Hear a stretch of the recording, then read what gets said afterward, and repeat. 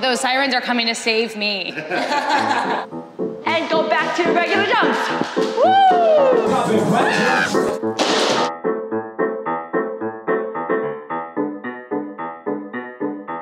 Hey guys, I'm Ellie Dove, and this is What the Wellness, the show where I try out the latest and greatest wellness trends, treatments, and experiences to find out what's weird and what's actually worth it. So today on What the Wellness, we're doing things a little bit differently.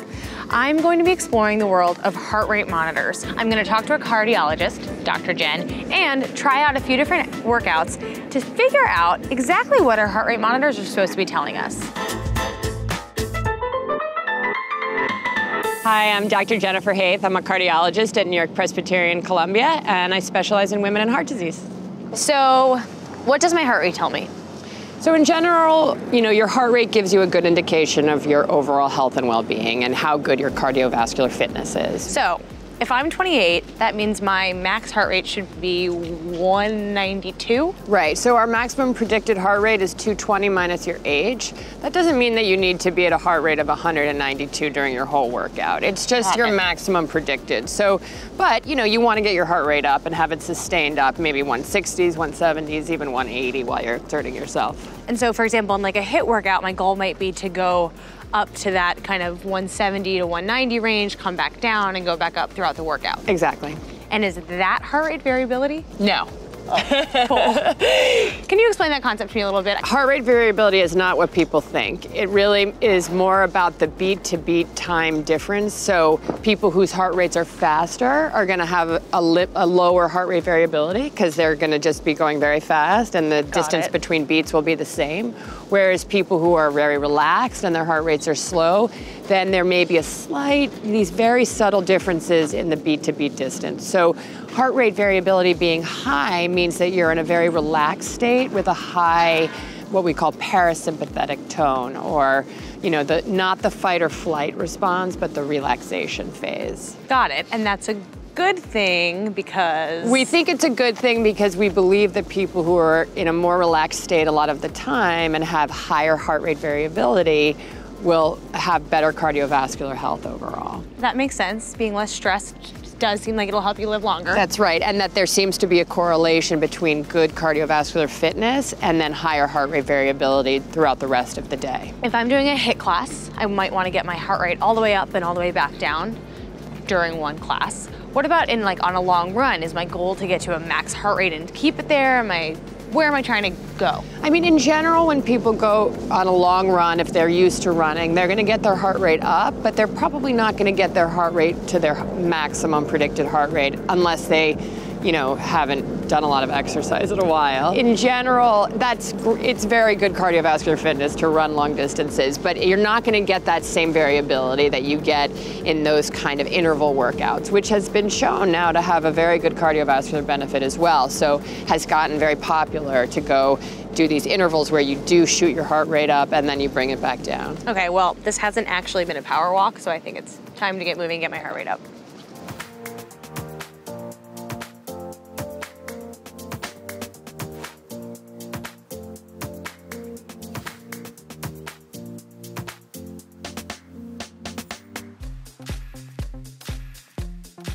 So I'm here at Grit in New York City. I've been here before.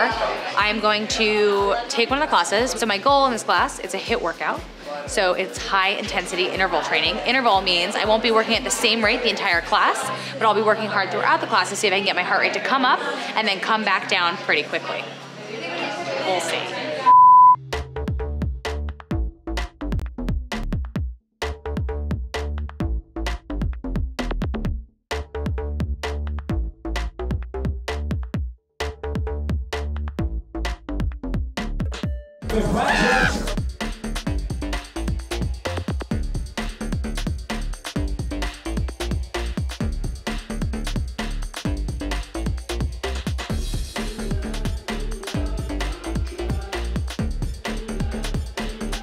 So I just went through treadmill, boxing, and weight rooming. It was cool. I could see like on the treadmill, my heart rate was up at like 187, and I was like, is this thing broken?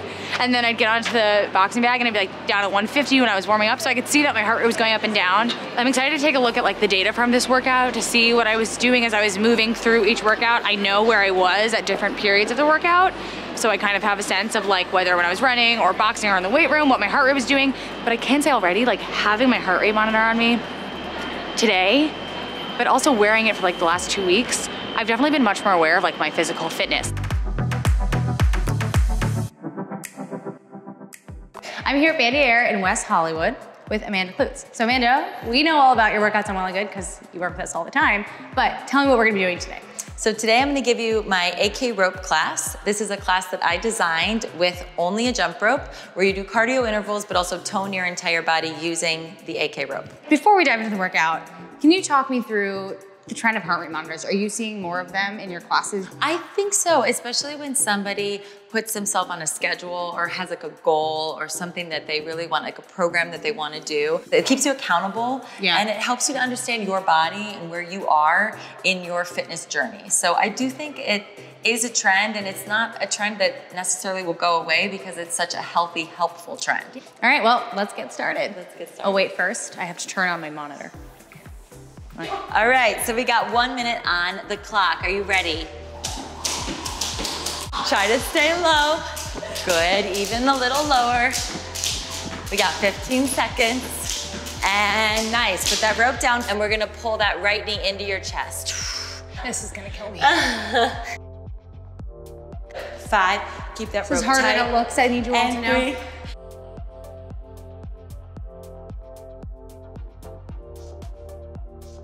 My arms are 5. burning. Good. Doubles, here we go. And up, good. And 2, sprint. So this is a great way to challenge your heart to go from low to high like this. I keep your arms up because it's harder on your abs. Leg goes up. 1, left, 2, and down. And that's all you're gonna do, just walk it out. Honestly,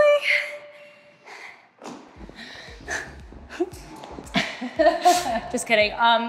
My biggest takeaway is that your class is hard. Yeah, it Like, looks easy, right? Yeah, when you're like, you know. Okay, so let's end my workout. My average heart rate was 153, which is pretty high, especially because during it, I saw it get up to like 178, 182. Good. My range was 99 to 179. Nice. So that's a good range. Well, thank you. Thank you. I'll come back in like 3 days when I can walk again. Bye. All right, I'm coming in at 89 beats per minute after my little walk here. So it's about what I expect. So over this last month-ish of tracking my heart rate through my Apple Watch, I've actually had a much more impactful experience than I was expecting. One like major takeaway from this month is that having the ability to track our heart rates on our wrists is not only like incredibly beneficial, it's an incredible way to just get way more in touch with your own level of physical fitness. So I think it's been a really nice wake-up call of like, oh, if I take the time to like walk the extra 10 blocks to get to my car, I'm doing a lot for my health. I don't have to carve out a full hour in the day to just like get to the gym and kill myself on a treadmill. A good workout doesn't have to be the thing that leaves you like panting at the end of the session. It can be anything that kind of gets your heart rate up away from that standard resting heart rate.